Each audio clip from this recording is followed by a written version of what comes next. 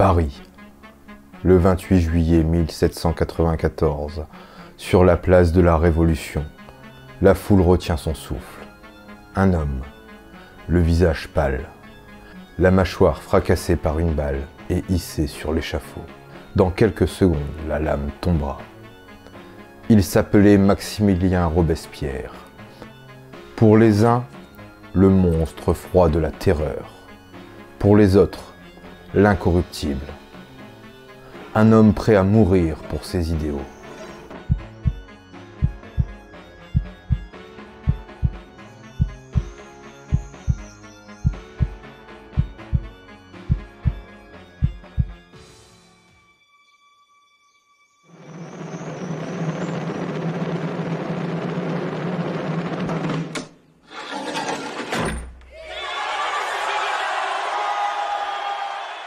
Comment un avocat discret d'Arras est-il devenu l'homme le plus puissant et le plus craint de la Révolution française? Comment le défenseur des droits de l'homme a-t-il pu envoyer ses amis les plus proches à la guillotine? Et surtout, était-il un tyran sanguinaire ou un gardien tragique de la République?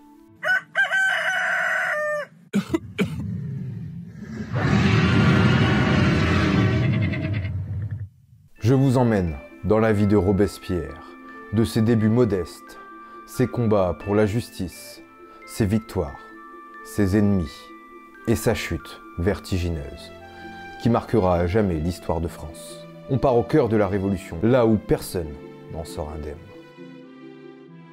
Pour comprendre Robespierre, il faut commencer loin des échos de Paris, dans une petite ville du nord de la France, à Arras. Le 6 mai 1758, Maximilien Marie Isidore de Robespierre voit le jour dans une famille modeste de juristes. Son père est avocat, souvent absent. Sa mère, quant à elle, est fille de brasseur. Morte alors qu'il n'avait que 6 ans, il en résulte une enfance marquée par l'absence et la solitude. Très tôt, Maximilien apprend à se forger seul. Mais il a un atout, l'école. Et surtout, un cerveau affûté comme une lame. Grâce à une bourse, il rejoint le prestigieux collège Louis-le-Grand à Paris. Là, il découvre un autre monde, l'élite intellectuelle du royaume. Parmi ses camarades, un certain Camille Desmoulins, futur ami et futur condamné.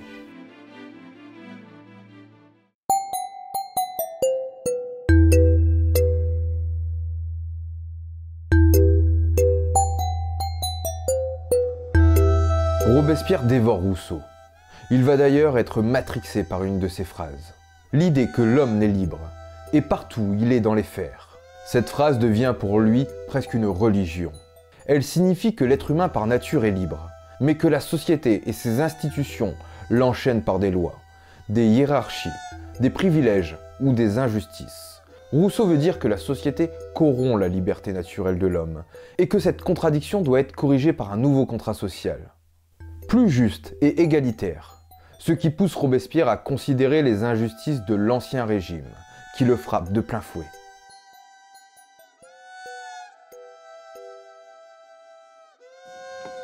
Bien sûr, je n'étais qu'un petit garçon lorsque j'ai rencontré Jean-Jacques Rousseau. Et pourtant, nous avons parlé de Dieu, du destin, du besoin de l'homme d'atteindre quelque chose de plus élevé que lui-même. Dieu sait que j'étais un mauvais catholique, mais je n'ai jamais failli à ma conviction qu'il existe quelque grande puissance veillant sur nous, protégeant l'innocence, bénissant les vertueux, condamnant les malfaisants. Les hommes ne peuvent pas vivre sans une telle croyance. Et ne doivent même pas essayer. Après ses études de droit, il revient à Arras comme avocat. Et là, il ne défend pas les puissants. Il prend la cause des orphelins, des pauvres et des opprimés. Dans les plaidoiries, il parle déjà comme un tribun. Et ses mots font trembler les notables. Personne ne le sait encore, mais l'incorruptible est en train de naître. Les aristocrates à la lanterne, ça ira, les aristocrates aristocrate, on allait te pendre, hein.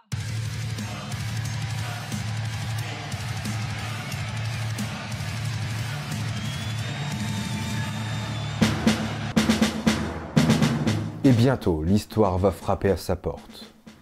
En 1781, Robespierre a 23 ans. Il ne se contente pas de plaider au tribunal, il entre à l'Académie d'Arras. Un cercle d'esprits éclairés où l'on débat de tout, science, philosophie et surtout politique. Très vite, Robespierre prend position contre la peine de mort, pour l'égalité entre tous les citoyens. Des idées audacieuses, presque subversives, dans une France encore dirigée par un roi absolu. Et puis en 1789, le royaume est en crise. Les caisses sont vides, la famine gronde. Louis XVI convoque les États généraux pour la première fois depuis 1614. Le fait est, Votre Majesté, que la nation tout entière, jour après jour, s'endette davantage. Les dépenses de la cour, les dépenses personnelles de Sa Majesté la Reine, notre participation à la guerre pour l'indépendance de l'Amérique, qui nous a coûté un total de 2000 millions de livres. Pour être honnête, Votre Majesté, les perspectives sont peu encourageantes. Franchement, sire, nous avons deux options. La première est de désavouer nos dettes et d'en ignorer les conséquences. Non, monsieur Necker. Votre seconde option? Convoquer les États généraux, sire.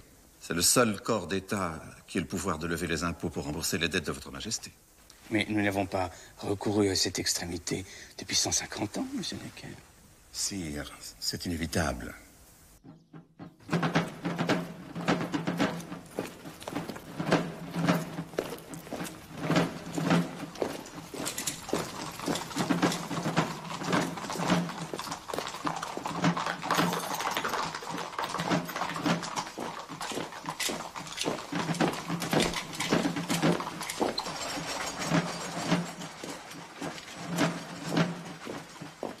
Robespierre se lance. Il se présente comme député du tiers-état pour l'Artois. Un candidat sans fortune, sans réseau, mais avec un talent redoutable, celui de la parole. Contre toute attente, il est élu. Maximilien Robespierre, avocat provincial, va monter à Versailles et entrer dans l'histoire. Là-bas, dans cette assemblée où se côtoient nobles, prêtres et roturiers, il va se révéler et bientôt se faire des ennemis puissants. Versailles, mai 1789. Les États généraux s'ouvrent. 3 ordres, la noblesse, le clergé et le tiers-état, qui représentent 98% des Français. Robespierre prend place parmi les députés du tiers. Très vite, il se démarque. Pas de compromission, pas de flatterie. Il réclame le suffrage universel masculin, la liberté de la presse, l'abolition de l'esclavage. Des idées qui, à l'époque, paraissent radicales, voire dangereuses. Moi j'en ai assez de remuer des pierres sur des chemins pour les beaux yeux du maître. Oui, il a raison. Vous voulez qu'on écrive que les corvées soient abolies? C'est ça, oui. Et la gamelle aussi. C'est une honte d'avoir acheté du sel qui est pourri et plein de terre. C'est vrai. Je vous supplie, laissez-nous le temps d'écrire. Moi, votre médecin, je demande l'égalité devant les impôts. De quel droit les nobles et les prêtres en sont-ils dispensés? Il a raison. Et pourquoi faut-il être noble pour devenir officier? Accès pour tous aux emplois militaires, civils et même ecclésiastiques. Ecclésiastique. Parfaitement. Qu'est-ce que vous écrivez là, Camille Desmoulins? Plus de privilèges, plus d'humiliation et l'égalité pour tous. La liberté aussi. Quand Louis XVI ferme la salle des États généraux aux députés du tiers, Robespierre rejoint le serment du jeu de paume. Là, il promet de ne jamais se séparer, jusqu'à ce que la France ait une constitution. Au nom du ciel, qu'est-ce qui se passe? Dites-moi. On nous empêche d'entrer, ordre du roi. C'est un outrage! Au jeu de paume! Il a raison. Au jeu de paume.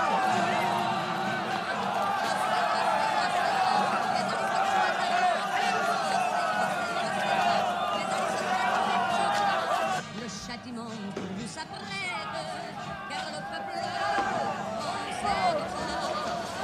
Allez, assez joué dehors, messieurs. Silence! Faisons le serment! ici et maintenant, de ne jamais nous séparer et de nous rassembler partout où les circonstances l'exigent, jusqu'à ce que nous ayons donné à la France une constitution.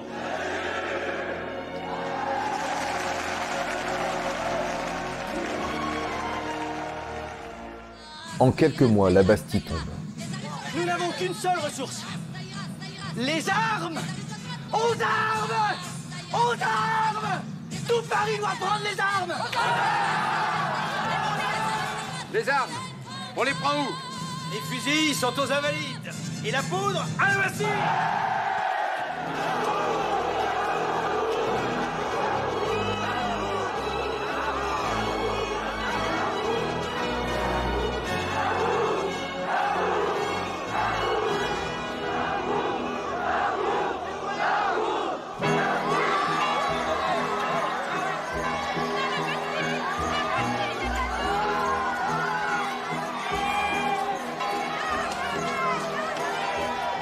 La Déclaration des droits de l'homme et du citoyen est adoptée.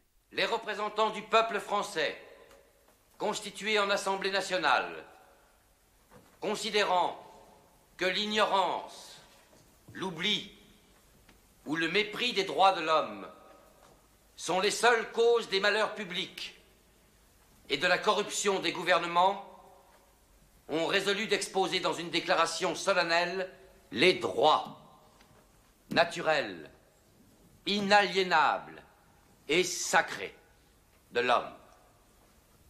Je vous demande de vous lever, messieurs.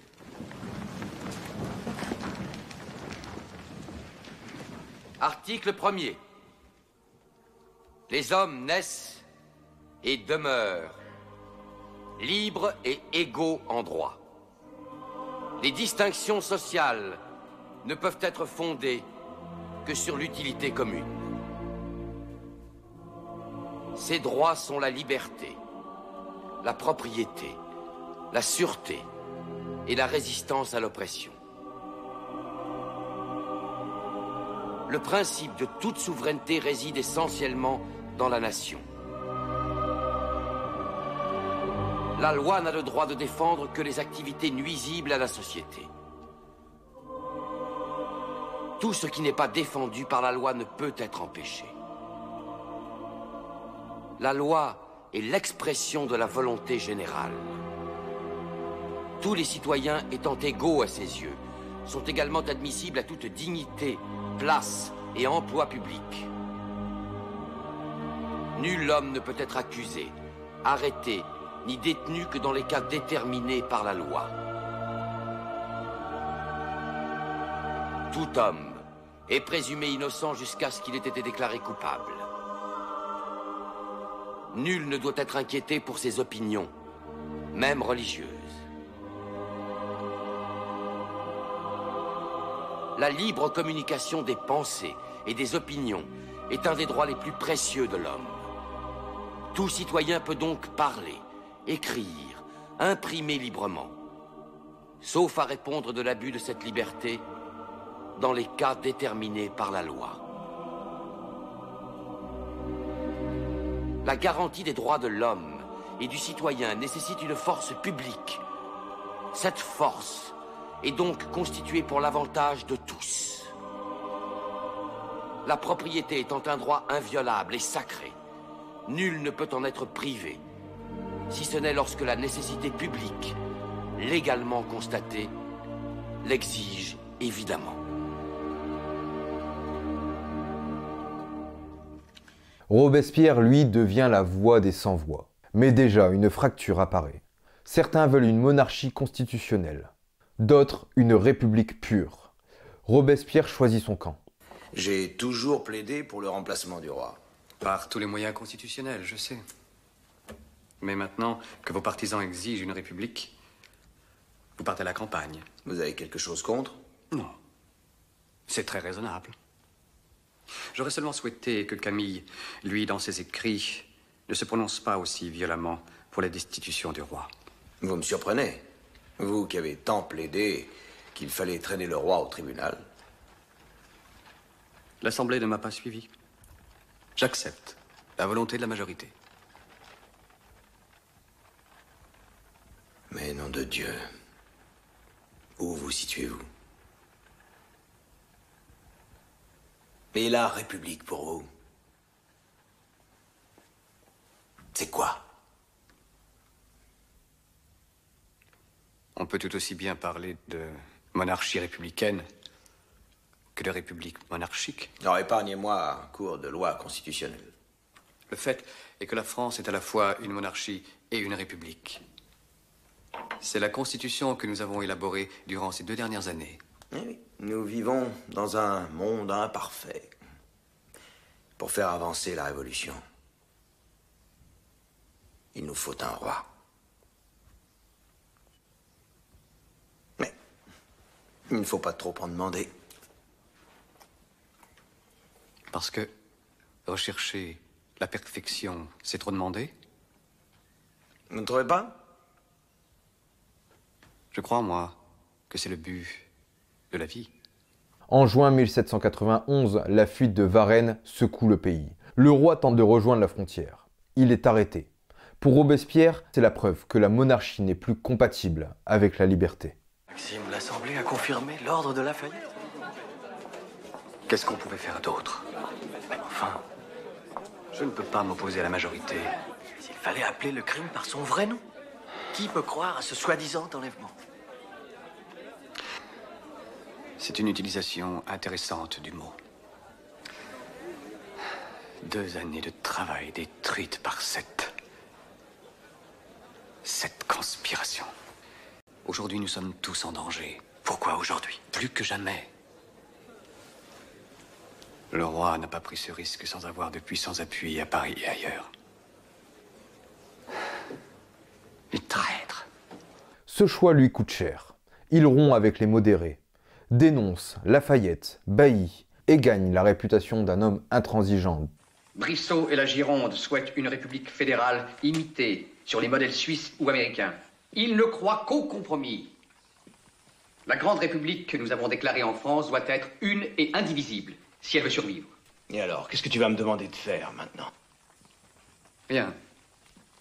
Tu n'as rien à faire. Reste à l'écart comme je le ferai. Et laisse la Commune de Paris faire le travail. Tu as déjà fait de nous des alliés. Et cette fois, tu veux faire de nous des conspirateurs. Je t'avertis. Je ne suis pas comme toi. Et je ne le serai jamais. Je sais que tu as accepté des pots de vin. Comment pourrais-je ignorer? Je sais que toutes les accusations de tes ennemis sont bien fondées. Est-ce que tu m'as jamais entendu te condamner pour cela? Mais toi, toujours pur, tu n'as jamais rien accepté. Jamais.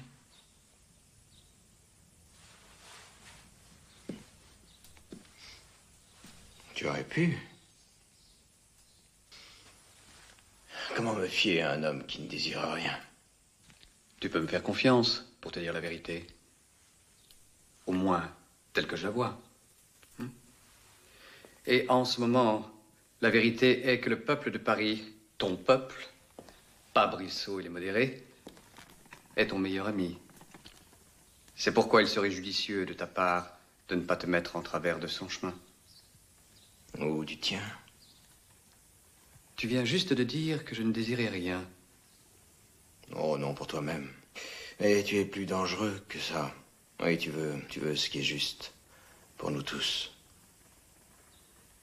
Désormais, il n'est plus seulement un député. Il devient l'incorruptible. Et bientôt, la Révolution va lui donner plus de pouvoir qu'il n'aurait jamais imaginé. Le 10 août 1792, le peuple de Paris s'empare du palais des Tuileries. La monarchie est en ruine. Louis XVI est suspendu. Bientôt, il sera jugé. À partir de maintenant, il n'y a plus de roi en France.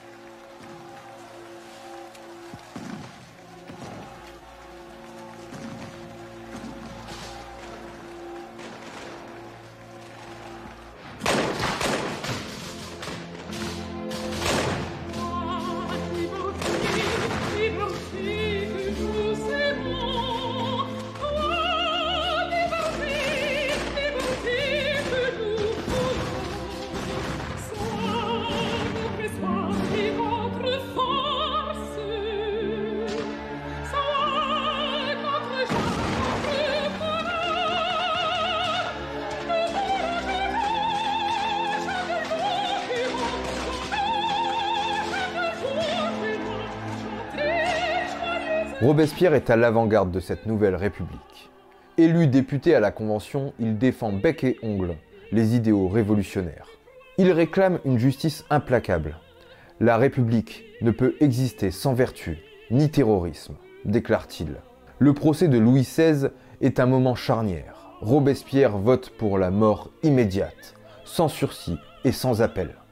Un choix radical, sans compromis, qui scelle le destin du roi et celui de Robespierre. Je suis inflexible pour les oppresseurs, parce que je suis compatissant pour les opprimés. La mort. Desmoulins. Je vote la mort. Danton. La mort.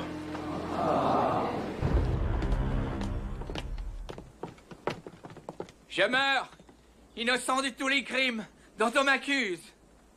Je pardonne à ceux qui sont coupables de ma mort. Et je prie Dieu pour que le sang que vous allez répandre ne retombe jamais sur la France.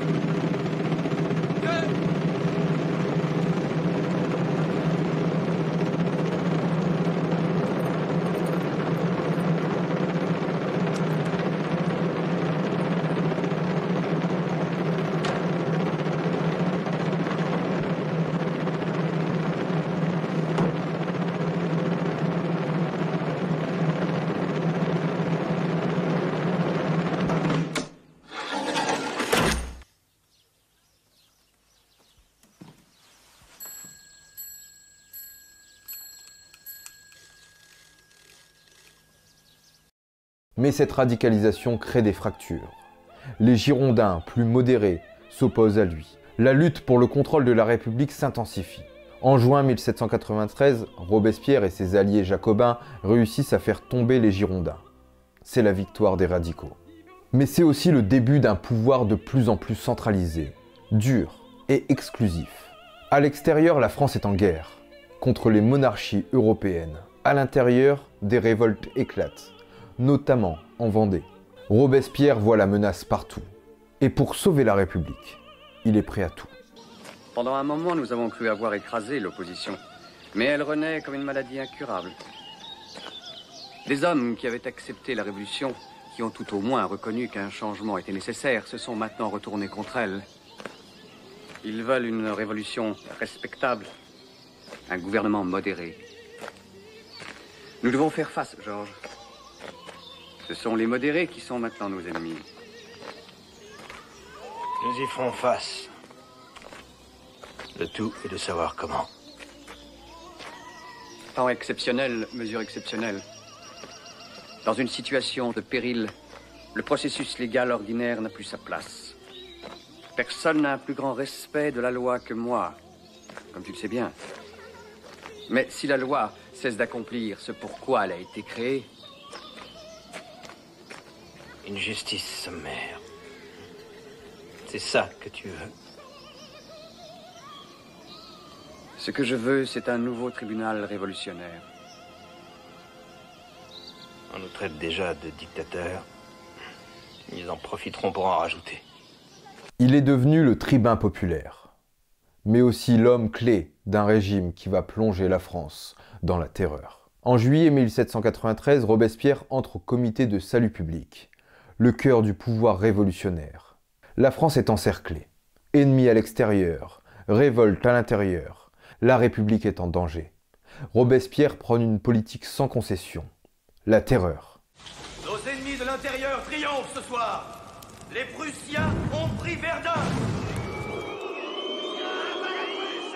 Les aristocrates, les prêtres, les traîtres, les comploteurs dans nos prisons, tous attendent l'arrivée de leurs maîtres étrangers.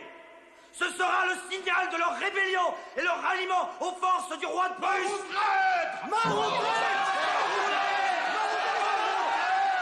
La loi des suspects est votée. Toute personne soupçonnée d'être contre-révolutionnaire peut être arrêtée et envoyée à la guillotine. Alors maintenant, tu penses comme Marat? Pas tout à fait. Marat veut remplacer le roi par une dictature révolutionnaire. Ce n'est pas une solution. La tyrannie est la même, qu'elle soit exercée par un homme qui porte une couronne ou 700 autres, portant les couleurs de la Révolution. Alors, quelle est ta solution? J'ai foi en la Constitution, comme j'ai toujours eu. Elle n'est pas parfaite, mais elle porte en elle les bases de la perfection. Je souhaite l'élection d'une nouvelle convention nationale établie sur les principes que cette Assemblée a perdus de vue. Au fond, tu veux te débarrasser des amis du roi, hein? Ceux à qui l'on a permis, après Varennes, de le remettre sur le trône. Méfie-toi. Ne mésestime pas leur force. Lafayette serait trop heureux de pouvoir achever le massacre qu'il a commencé au Champ de Mars. Le palais royal est un beau quartier. Toutes les jeunes filles sont à marier. Non. Mademoiselle Lily est la préférée Le courrier de de Versailles. Monsieur Perrault Demandez qui le courrier veut de Versailles. l'épouser. Camille se remet bien. Je pense que tu seras heureux de l'apprendre. Il se remet? Oui, de la rosée qu'il a reçue. Une rosée? Oui, un avertissement pour son acharnement à s'opposer à ta politique. M'accusez-vous de vouloir... Tu as bien essayé de le prévenir. En ami, non? Je ne sais rien de tout cela. Pardonne-moi si je me suis trompé. Je crois que nous devrions nous dire bonne nuit. Et qu'est-ce qui s'est passé entre toi et moi? Nous qui avions souhaité les mêmes choses? Nous n'avons jamais souhaité les mêmes choses, vous et moi. Liberté, justice, égalité? Des mots. Vous n'avez jamais compris que si ce n'est la simple vertu du peuple qui seul nous guide? Oh, la vertu du peuple? Bien pas l'abstraction. Vous, bien sûr, pensez que chaque... À tes yeux, la seule preuve de vertu est une totale obédience à Maximilien Robespierre. Ceci ne rime à rien. Permettez-moi de vous dire bonne nuit. Laisse-moi te dire ce que tu es en train de faire à ce pays avec ta foutue vertu.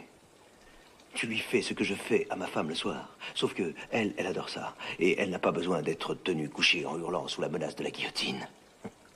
Danton, votre réputation d'homme brutal, grossier, vulgaire est bien méritée. Et pas la tienne. Tu n'as pas de couilles, Robespierre. Tu es un eunuque. Hors de mon chemin. Danton, Desmoulins, Hébert, même ses anciens alliés ne sont pas épargnés. La Révolution dévore ses enfants. Pour lui, c'est un mal nécessaire. Il croit défendre la vertu, purifier la République. Il organise la répression avec une rigueur implacable, imposant un ordre moral et politique. En juin 1794, il inaugure la fête de l'être suprême, une célébration quasi religieuse de la vertu révolutionnaire. Une tentative de donner un sens, un espoir, dans un bain de sang. Vous avez exécuté plus de personnes pendant ces 2 derniers mois que pendant ces 2 dernières années. Moi, j'ai exécuté. Oui, vous. Votre justice. Votre loi. Ou votre absence de justice. Alors, souhaitez-vous voir encore d'autres procès comme celui de Danton? Il n'y a plus de procès. Il n'y a que des exécutions. C'est un mensonge. Vous avez placé vos propres hommes triés sur le volet à tous les postes clés. C'est encore un mensonge. Mais la peur grandit. Le pouvoir de Robespierre devient absolu. La terreur s'étend et dans l'ombre, les conspirations s'organisent. Été 1794. Robespierre est désormais seul. Son pouvoir absolu lui a valu plus d'ennemis que d'alliés. Son isolement politique est total. Moi, qui suis né esclave de la liberté, on m'appelle un tyran. Moi qui ai vécu le martyre pour la République, on m'appelle un dictateur. Pourquoi? Qui répand ces mensonges? Qui les avance si délibérément pour vous tromper? Le 8 Thermidor, à la Convention, il prononce un discours cinglant. Il menace ouvertement ceux qui conspirent contre la Révolution, sans nommer personne, ce qui crée la panique. La peur d'être la prochaine cible fait éclater la coalition contre lui. Il y a ceux dans les comités qui conseillent le désespoir. Et je vous le dis, citoyens, ouvertement, il y a ceux ici même à la Convention qui les soutiennent. Je suis venu ici révélé une vaste conspiration. Un moment, citoyen! Il faut épurer les comités et rendre toute son autorité à la Convention nationale. Citoyen! Je dois te demander de nommer ceux à qui tu fais allusion.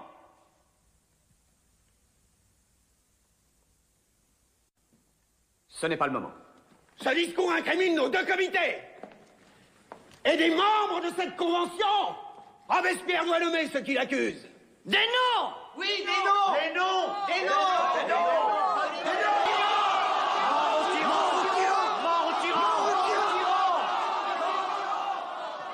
Je demande la parole! Tu n'as plus droit à la tribune! Robespierre! Tu donnes la parole! On veut la parole! À mort! À mort!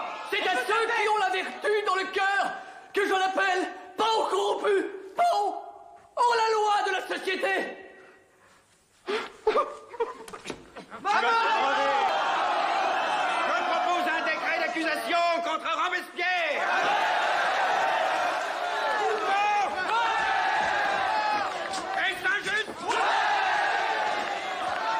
Le 9 Thermidor, Robespierre est arrêté. La version officielle affirme qu'il a tenté de se suicider en se tirant une balle dans la bouche avec un pistolet. D'autres ont prétendu qu'il aurait été blessé lors de son arrestation. Le mystère perdure sur ce point. Il est capturé, puis est conduit à la prison du Luxembourg. Le lendemain, le 10 Thermidor, la guillotine l'attend. Avec lui tombent ses plus fidèles alliés, Saint-Just, Couthon et bien d'autres. La terreur s'achève, emportée par la lame qui tranche à la fois l'homme et son rêve révolutionnaire. Mais l'histoire ne s'arrête pas là. Robespierre restera à jamais une énigme. Un homme déchiré entre idéal et excès. Un symbole aussi bien de vertu que de violence. Après sa mort, l'image de Robespierre bascule rapidement. Pour les thermidoriens et les historiens contre-révolutionnaires, il devient le visage noir de la terreur. Un tyran sanguinaire, responsable de milliers de morts.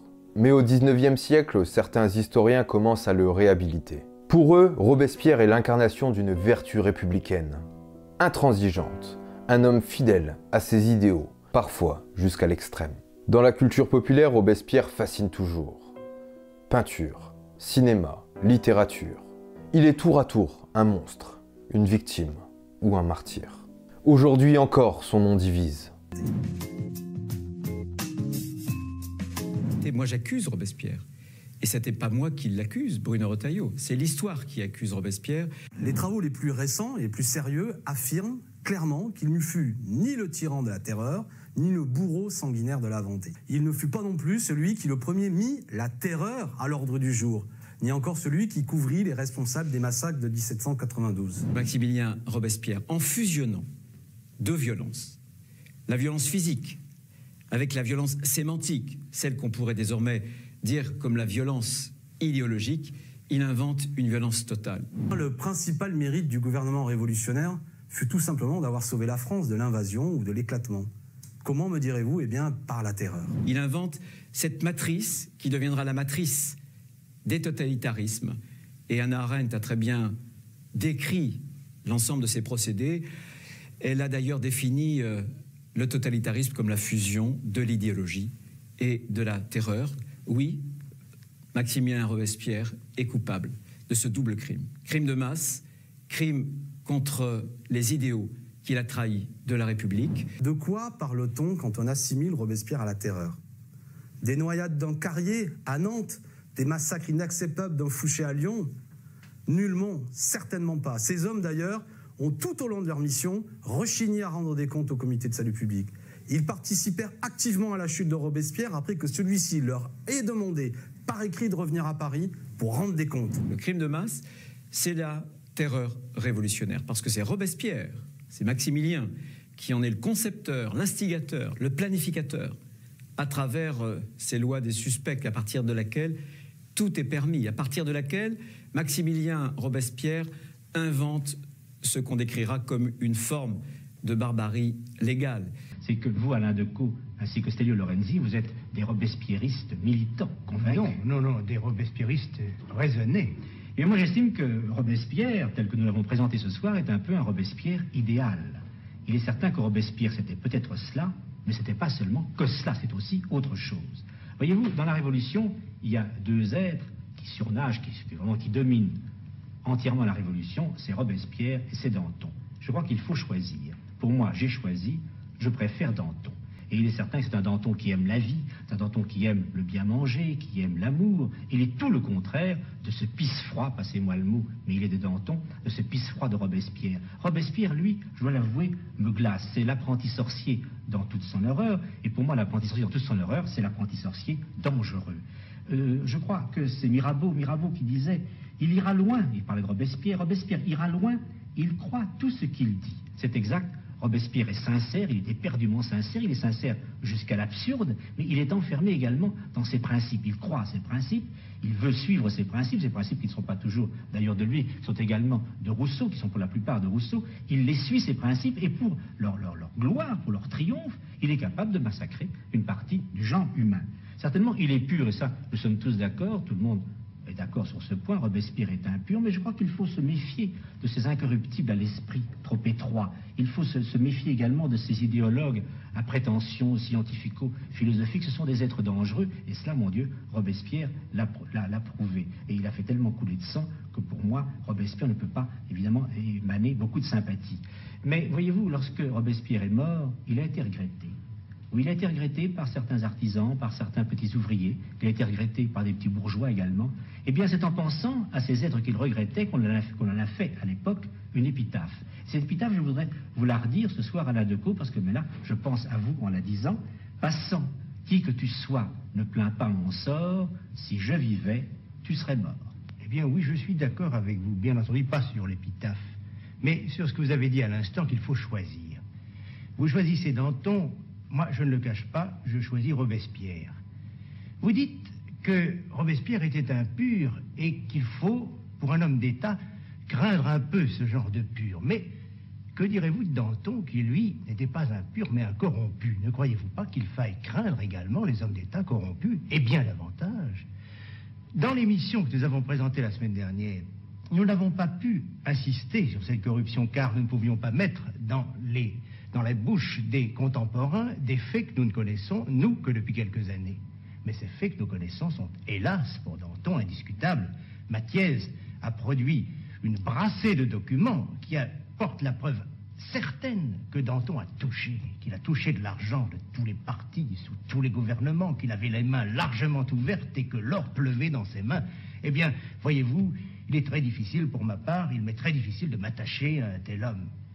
Cela dit, je vous ferai moi aussi un aveu. Ça n'est pas tellement parce que Danton était un corrompu que je ne m'attache pas à lui, car à sa décharge, on peut dire que s'il a touché, probablement jamais le fait d'avoir touché n'a vraiment modifié ses opinions. Mais je trouve que Danton est terriblement répréhensible.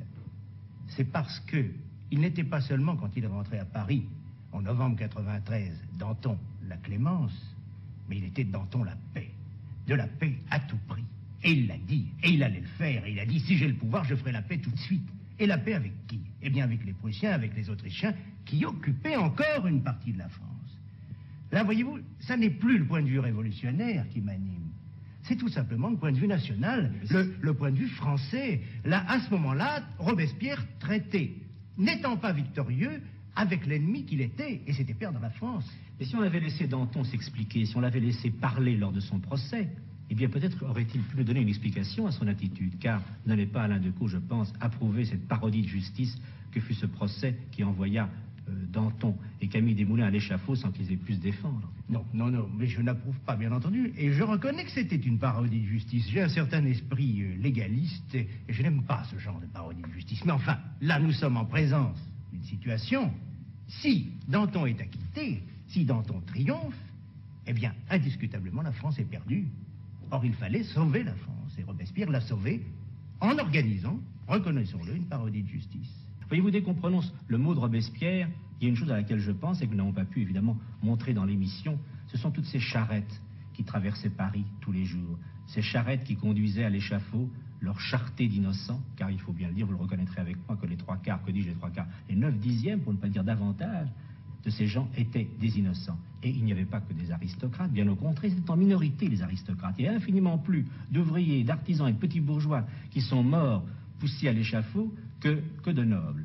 Je pense évidemment aussi à ce charnier, à ce bourbier plutôt, à ce bourbier de la place de la Concorde, enfin de notre place de la Concorde, la place de la Révolution alors, qui était couvert de sang et dans lequel les Parisiens pataugeaient en traversant cette place et on pouvait les suivre à la trace, a dit un témoin du temps, jusque sur la rive gauche. Je pense à tout ce couvent de carmélites qui a été guillotiné. Je pense à tous ces êtres qui sont morts, certains par erreur. Vous connaissez l'histoire de ce père qui a pris la place de son fils et d'un fils également un jour qui a été envoyé à l'échafaud à la place de son père. Tout ça parce qu'il n'y avait plus aucune procédure et Fouquier-Tinville débordé mettait n'importe quoi sur les actes d'accusation. Non, voyez-vous, je crois qu'on ne peut absolument pas rendre ce côté-là, ce Robespierre-là, ce Robespierre que nous n'avons peut-être pas montré, le montrer sympathique. C'est un illuminé dangereux et qui a été très dangereux et très nuisible. S'il y en avait un qui avait du cœur, c'était Robespierre. Car enfin, qui propose le comité de justice? C'est Robespierre. Qui, lorsqu'il s'aperçoit que les prêtres sont persécutés, les défend et est presque seul à les défendre? C'est Robespierre. Qui, lorsqu'il apprend que les conventionnels en mission massacrent et pillent, les fait rappeler, et en les faisant rappeler, les reconduisant à Paris, se crée une meute d'ennemis qui d'ailleurs auront sa tête? Eh bien, c'est Robespierre. Là, ce sont tout de même des actes. Et qui propose la sanglante loi de Prairial, c'est Robespierre. Enfin, n'allons pas continuer. Non. Je crois, voyez-vous, je vous parlais de Louis XVIII. Eh bien, il y a un autre nom qu'il faut citer qui est tout de même très impressionnant. Surtout, à côté de celui XVIII, c'est Napoléon.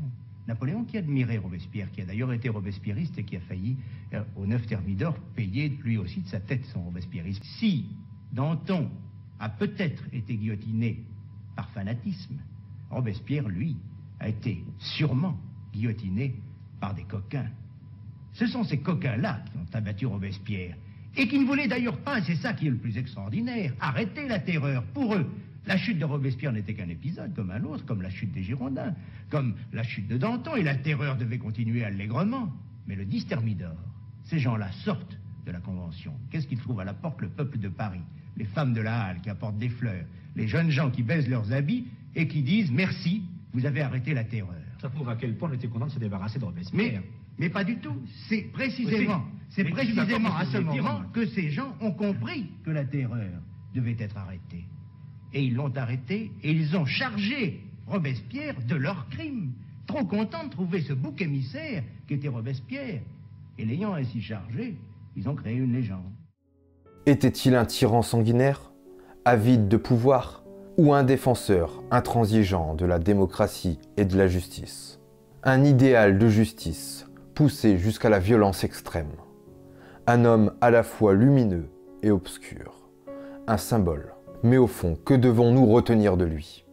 Était-il le monstre que l'histoire dénonce, ou le gardien tragique d'une révolution à bout de souffle? À vous d'en juger.